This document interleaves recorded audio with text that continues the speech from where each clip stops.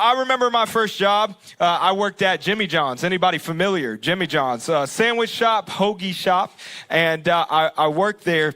And I was quite honestly an expert at making sandwiches, and one would call it a mayo master. Okay, and I could make you a 30-second sandwich quick. All right, I'm talking about I can lettuce, the whole nine, tomato, mayo. I'm doing it all. Okay, but I remember being at that job, and there's certain things that, you know, when you get a job, it's in your job description, within your job profile. But how many of you know there's some things that come along that you end up having to volunteer yourself into or be voluntold into that maybe was not a part of your original agreement? Anybody can relate? Let me tell you about mine, okay? And worked at Jimmy John's, and this was a task that needed to be accomplished, and it was a gruesome task. I mean, it was terrible. And the thing about it was, we had some older folk. I couldn't have them do it. Didn't want them to do it. Had some ladies. Didn't want them to do it. And so I volunteered to step into this role. This was my service within my job. I don't know, many of you can relate. You know, you serve within your job even. And what would happen is, about once a week, we would have to clean what's called the grease trap.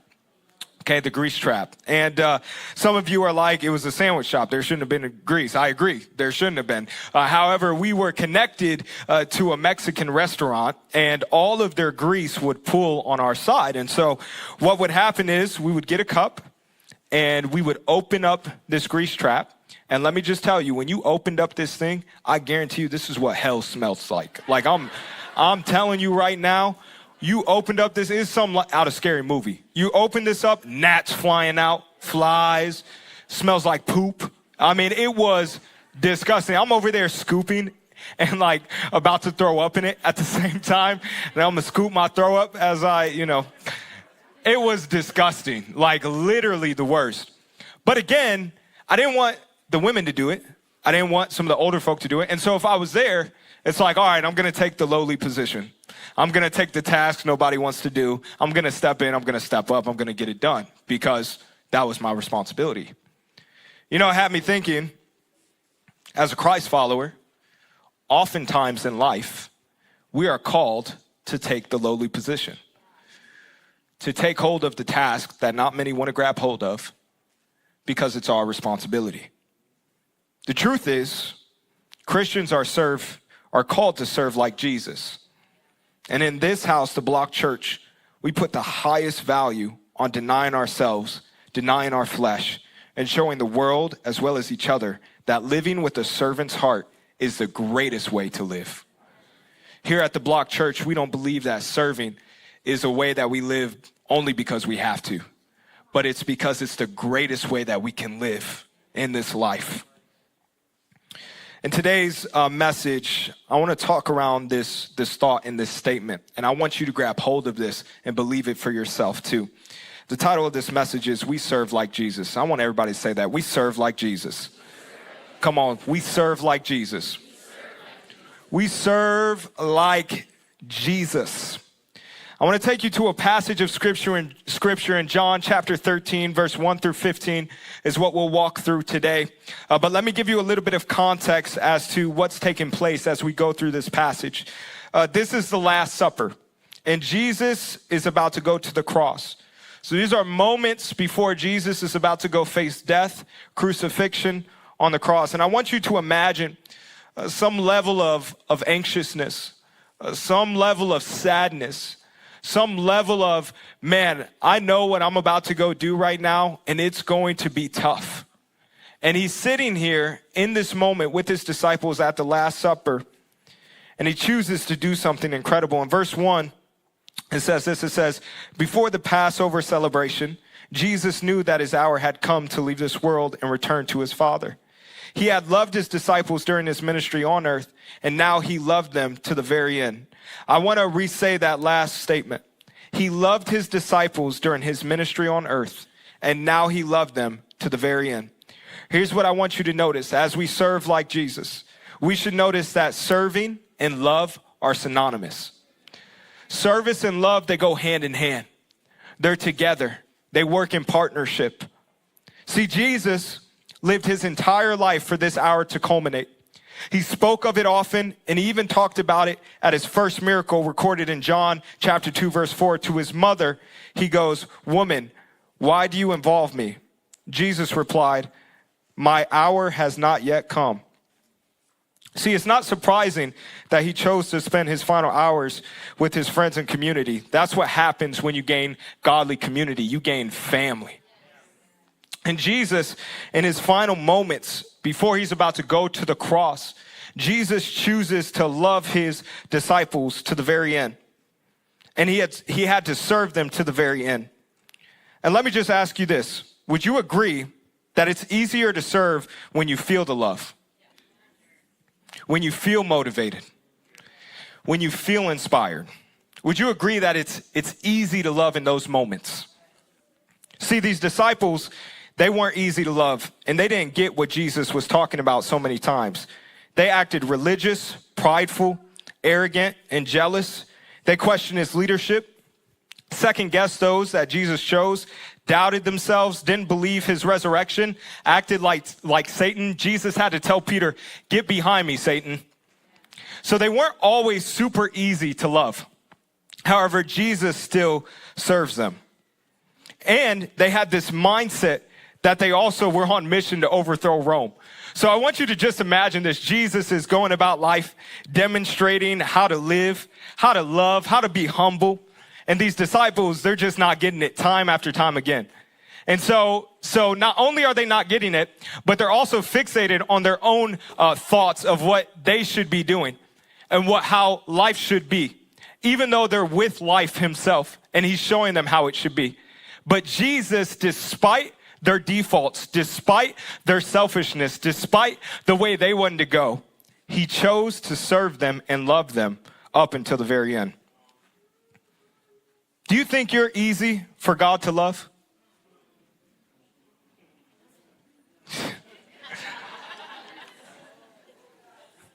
Do you think you're easy for God to love? Or more specifically, do you think you are easy for God to serve? Maybe bless and work with. Yet he loved you. Therefore, he came to serve you and serves you now. What am I saying? You cannot separate serving and loving.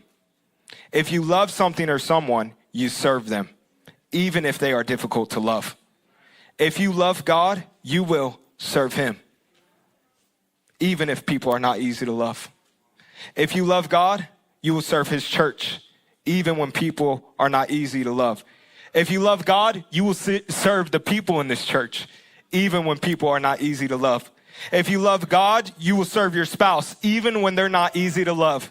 When you love God, you will serve your children, even when they're not easy to love. When you love God, you'll serve your friends, even when they're not easy to love. You know, Romans 5:10 says this. It says that we were enemies of God, but reconciled by his death back to the Father. Jesus served us by going to the cross. So one more thing, Jesus served them and us while we were enemies. In other words, loving God compels us to serve others we don't love, don't know, or don't want to love and serve as well. This isn't just like we were friends with Jesus, we were friends with God, and he decided to bring us into the fold. We were on the opposite side. We hated God in our hearts. We had distaste for him in our souls. And Jesus said, yeah, I'm going to serve the people who despise me. I'm going to serve the people who hate me. I'm going to love those who persecute me. That is grace and the call of the servant, of the follower of Jesus. That's the heart of the Father and the heart of Jesus. In verse 2, it says this. It says, it was time for supper, and the devil had already prompted Judas to betray Jesus. Jesus knew that the Father had given him authority over everything and that he had come from God and would return to God. So he got up from the table, took off his robe, wrapped a towel around his waist, and poured water into a basin. Then he began to wash the disciples' feet, drying them with the towel he had around him. Here's the second thing that you should notice, is that serving isn't predicated on circumstance. Serving is not predicated on circumstance. When we serve like Jesus, it goes beyond our circumstance. See, this is interesting to me, that this was the end for Jesus as a human. And while we would definitely want to be with loved ones on our final moment, I'm not so sure that we would want to be serving them. I'm sure that if you and I are about to go to our death and go to the cross, we would be looking for our loved ones to serve us. What are you going to cook me? How are you going to help me? What good things are you going to tell about me? If you're about to go to the cross, go to death, I'm sure it would be self-focused, but does Jesus take this posture and approach? He doesn't. As he's about to go to death, he still chooses to serve his disciples. What does he do? He humbles himself and starts washing their feet like a servant. See, the kingdom culture is so upside down. Many of you, maybe you hear that phrase. It's very Christianese, if you will. Upside down kingdom. The upside down kingdom, what it typically means is that in your default, in your flesh, in the way that society or culture would tell you to go, usually and typically the scriptures and Jesus leads us to go in a different way, to reverse the way that you would think you should move. And so while you would think I should be served in my last moments, Jesus flips it upside down for you and says, I shall serve in mine. This is the upside down kingdom. You know, Tasker writes this.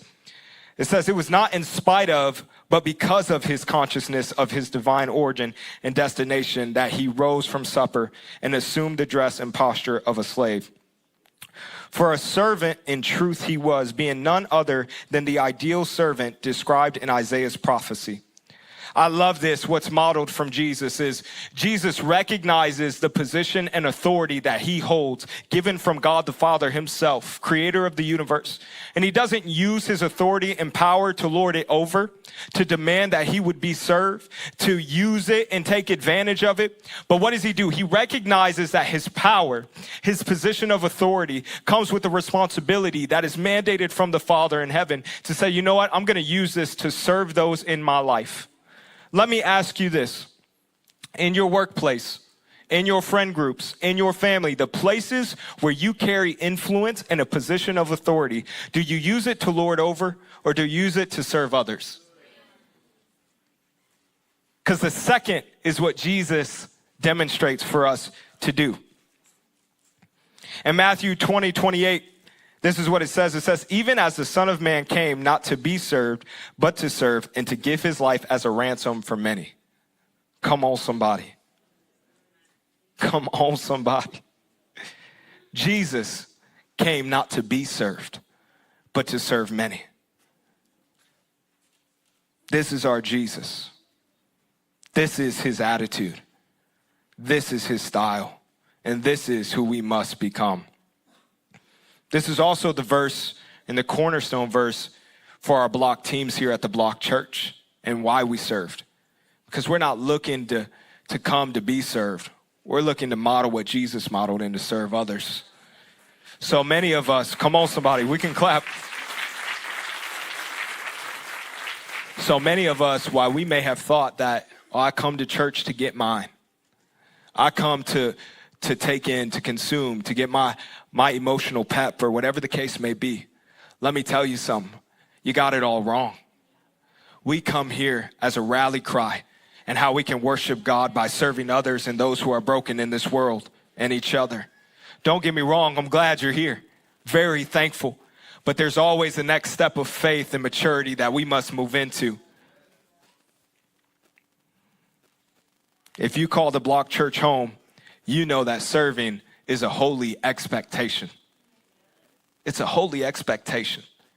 And we're unapologetic about it. We believe here that everybody has a jersey to get in the game. Nobody has to sit on the sideline.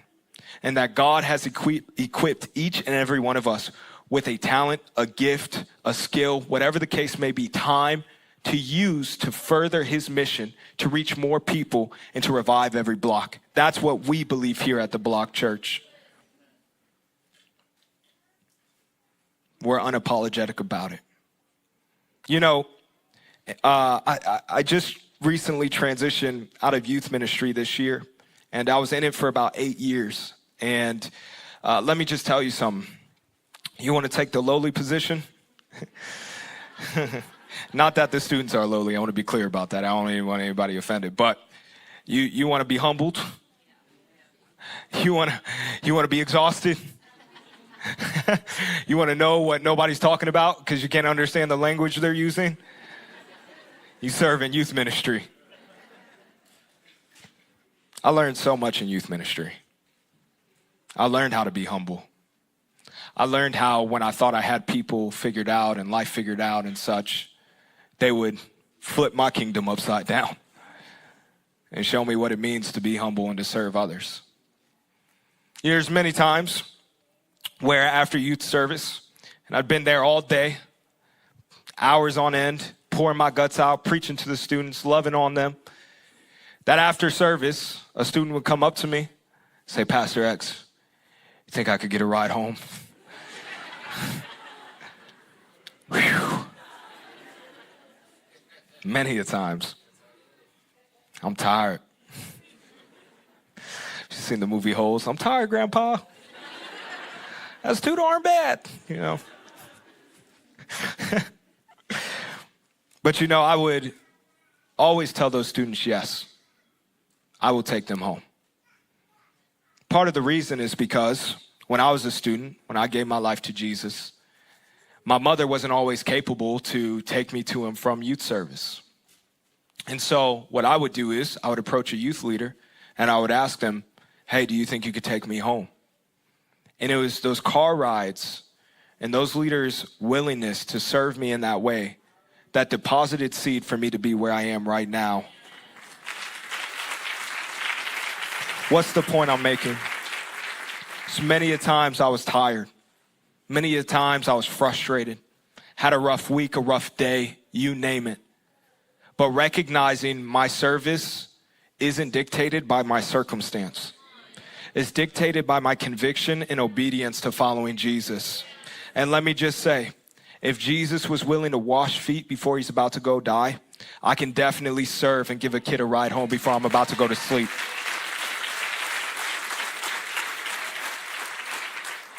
See, serving, it shouldn't be predicated on whether or not I was sad, happy, or not doing what I normally do.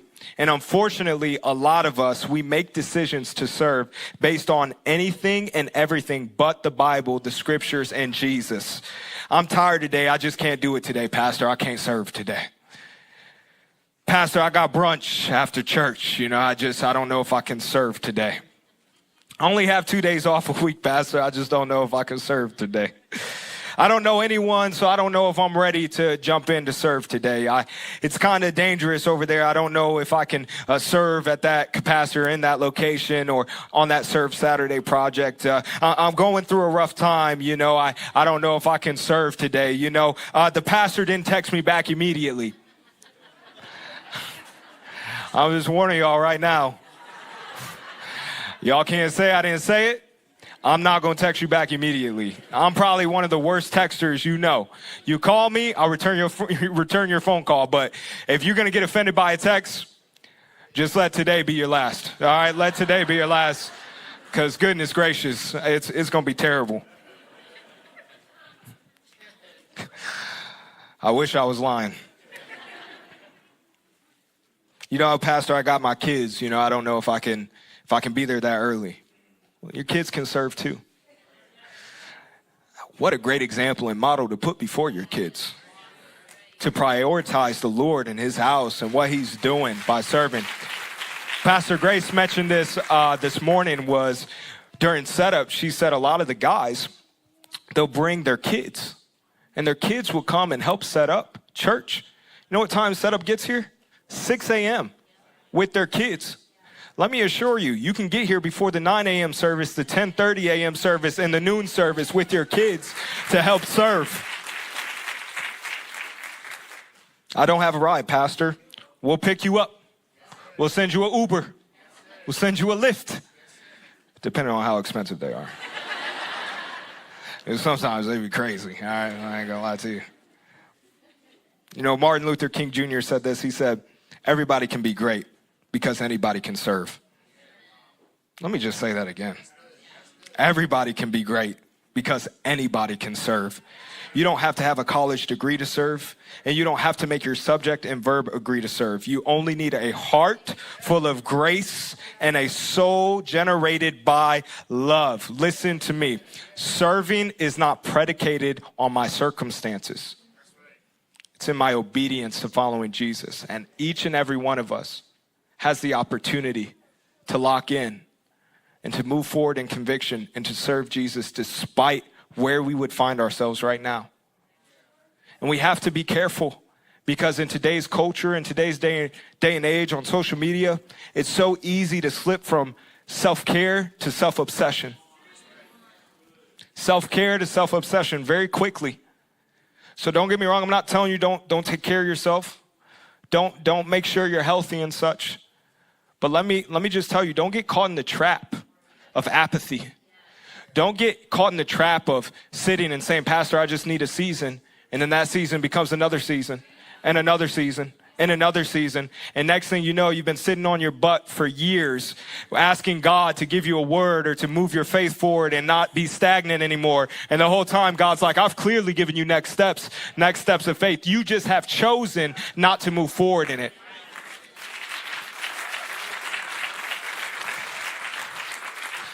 Can I just be honest with you? A lot of times serving is inconvenient. That's the point. Service is built on inconvenience.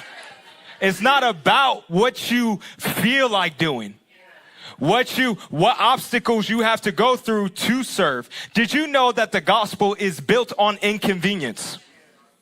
How, Pastor? Jesus in the throne room of heaven did not create a mess, did not create this mess of brokenness in this world with humanity, yet chose to come to earth as a baby, grow as a human, and die on the cross, get involved in our mess, inconveniencing himself so that we could be reconciled and reunified back to God the Father.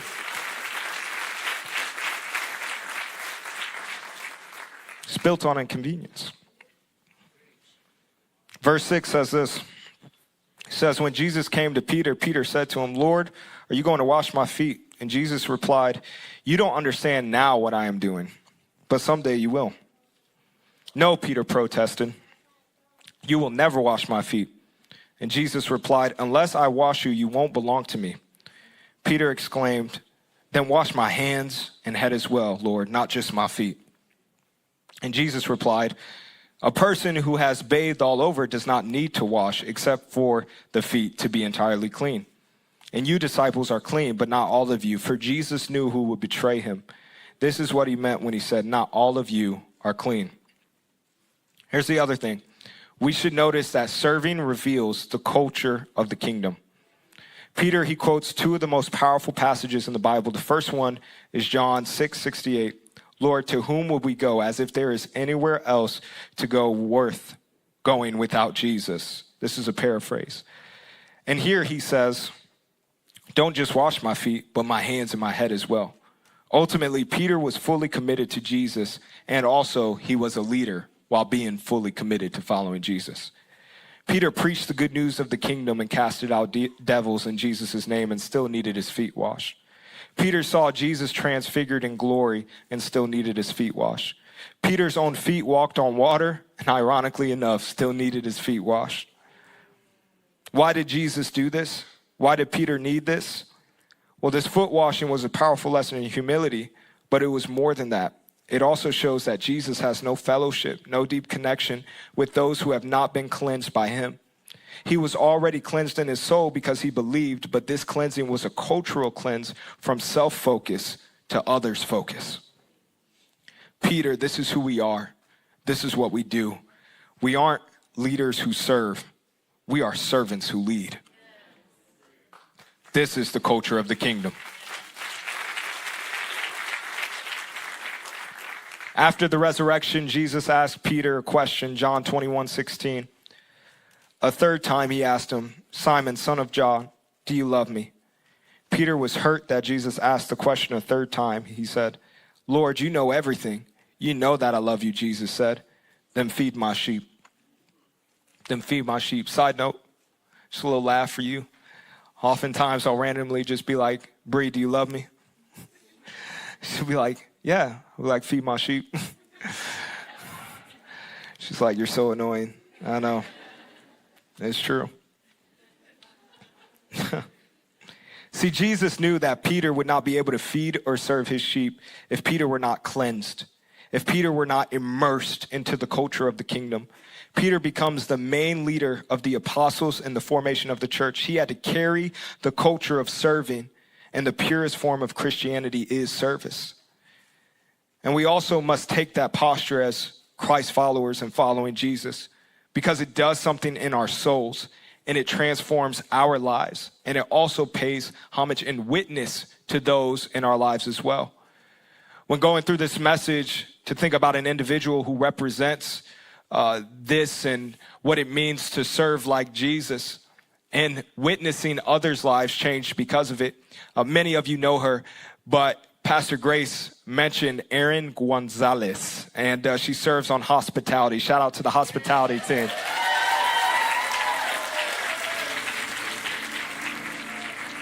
I want to read Erin's story to you for a moment. Erin, she joined the hospitality team back at Cottage Green. Shout out to Erin, because Cottage Green were dark days, okay?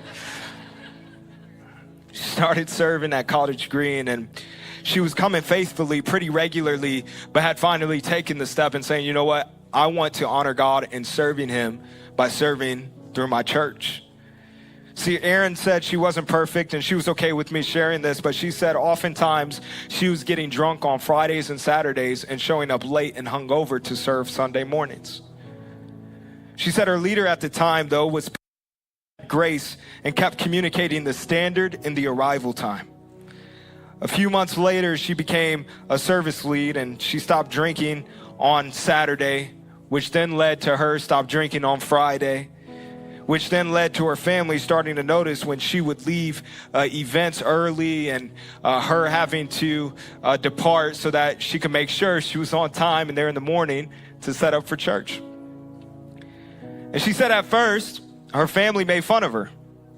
Oh, you're leaving early because you got to go serve, or, oh, you're leaving early because, you got to go set up. And let me just tell you for a moment, oftentimes before it makes sense to somebody, it won't make sense to somebody. Those who know, know.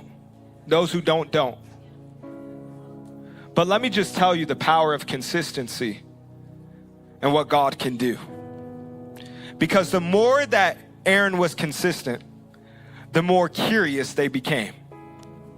And eventually, Erin's mom, oldest daughter, brother, brother-in-law, sister, and husband all gave their lives to Jesus. Come on, somebody. Come on, somebody. It don't make sense in a moment, but then in another moment, it all makes sense. Those who know, know. Those who don't, don't. But when we serve, when we take that posture, we give this pathway. We give this opportunity for people to witness something in our lives that doesn't make sense because it doesn't. But they gravitate towards it. Eventually meeting Jesus. She said her husband, her daughter, and her sister and her niece all got baptized in May. Come on, somebody. And now, her brother-in-law, sister-in-law, and husband, they serve on block teams. Come on, somebody. She said, my family's life is completely different. My life is completely different ever since I decided to serve. The way the Lord works is just amazing, isn't it? In fact, her daughter thinks that the kids in the block kids are her cousins. Come on, somebody. See, when you serve at Serve Saturday, when you serve early on Sunday mornings, when you give through your church, when you serve your neighbors and strangers, you serve like Jesus and introduce others to this kingdom culture. Our best witness to the world is our consistency and our sacrifice in lifestyle of serving. This is the example that Jesus gives us. In verse 12, it says, after washing their feet, he put on his robe again and sat down and asked, do you understand what I was doing? You call me teacher and Lord, and you are right, because that's what I am. And since I, your Lord and teacher, have washed your feet, you ought to wash each other's feet. I have given you an example to follow. Do as I have done for you. So the last thing we should notice is that serving is our calling and mandate as a Christ follower. It's a calling and a mandate. To be a Christian is to be like Christ. That should be our pursuit, our aim. We should be in the direction and trying to follow the model to which Jesus has set before us, to look more like him every day of our lives. And it's a pretty clear question that I'm posing to you today in challenge. Will you serve like Jesus? Will you serve like Jesus? Maybe you've been coming for a while. You haven't really taken a step yet. Maybe you felt like, man, I've been in a season of receiving. I would encourage you, ask the Lord, is it time for me to move forward? Challenge yourself. Make your life more inconvenient. It's the best thing you can do to make yourself look more like Jesus. Well, Pastor, I don't know what ways I can serve. I don't know which ways to get involved. Well, I'm glad you asked, because I got some answers for you. A very practical way is by joining a block team and being a part of what makes this happen. See, block teams are a way for you to get involved, and we have opportunities for both volunteers and volunteer leaders. And particularly, I want to give a special shout out to the production broadcast team and kids. Come on, somebody. But if I might for a moment, Northeast, we're headed into a great season. Matter of fact, we've begun it now. And we're on this journey as we approach our new broadcast facility and we head into there. Reality is we need all hands on deck. Everybody in the game. And listen, I'm not begging. I won't beg. We're not desperate. But you have the opportunity to partner with the creator of the universe to move the mission forward, for people to know Jesus. You can be a part of that change, that impact. And so what do we need? As we go on this journey, we need 24 new greeters to join the greeters team. We need 24 new kid volunteers to join the block kids and invest in the next generation and lead them in Jesus. We need 24 new ushers to welcome and receive people so they're not walking into the auditorium all awkward like, where do I sit? Do I sit here? Do I sit there? I don't know if I'm coming back next week because that was super weird. You have no idea the thoughts that run through people's brain. And we have the opportunity to carry a ministry where we can just eliminate those barriers. We can just welcome people. Here, let me help you see here. Let me walk you in here. Let me introduce you to this person. And then lastly, you need about 5 to 10 new production and broadcast volunteers. Not to mention always wanting more marriages and people to step into marriage coaching and block group leaders to lead within a small group format, and for any and everyone to participate in our outreach efforts and our Serve Saturdays, one Saturday a month where we serve our city. And if you can't do those things due to travel or lifestyle, I would recommend that you give in a different way, or that you would serve in a different way, that you would give above what you normally give. Did you know that sometimes you can serve by not opening a door physically, but financially for those to come to know Jesus? And if you have some capacity, some margin to inconvenience yourself in that way, I would encourage you, serve in that matter. Serve and prepare the way for someone to know Jesus. And today, right after service, after we close out, there's going to be an opportunity for each and every one of you who are not yet serving like Jesus to visit our tables on the way out, to sign up for a team and watch and witness what God does in your life and in those lives around you. Let me tell you what's going to happen when you serve like Jesus. First and foremost, you're going to grow closer to Jesus. You're going to live life purposefully. You're going to discover spiritual and kingdom gifts. You're going to be blessed with new and deeper relationships with family, with community. You're going to think that these people here are your cousins. Come on, somebody. Come on, somebody. All because you said, I'm going to serve like Jesus. And I'm so thankful today